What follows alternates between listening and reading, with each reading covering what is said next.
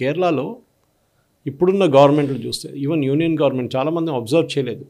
మన earlier government Nehru time నుంచి వచ్చే గవర్నమెంట్స్ అన్నీ ఎప్పుడు ఎడ్యుకేషన్ మినిస్టర్ ఒక ముస్లిం ఉంటారు.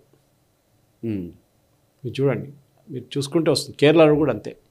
ఎడ్యుకేషన్ మినిస్టర్ అది కమ్యూనిస్ట్ వాళ్ళు ఉండొచ్చు, కాంగ్రెస్ వాళ్ళు ఉండొచ్చు, అంటే యూడిఎఫ్ ఉండొచ్చు, ఎల్డిఎఫ్ ఉండొచ్చు. Education minister is always a Muslim. Okay, ఇప్పుడు ఎక్సెప్షన్స్ ఉన్నాయి, ఈసారి జరగలేదు, కానీ ఇట్ వాస్ దేర్. అది వేరియస్ రీజన్స్.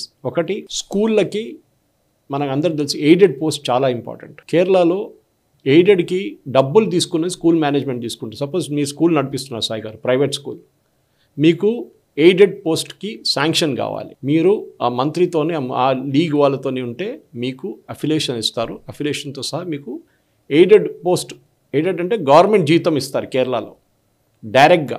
ఇక్కడంటే మన దగ్గర ఫండ్స్ పంపిస్తారు ఎయిడెడ్ స్కూల్స్కి, స్కూల్ వాళ్ళు జీతం ఇస్తారు. కేరళలో అట్లా కాదు, government direct like government servant, government ఎంప్లాయీగా వాళ్ళు జీతం డైరెక్ట్ స్కూల్ టీచర్స్కి ఇస్తారు. అది కూడా equivalent of a government school teacher, and pension కూడా.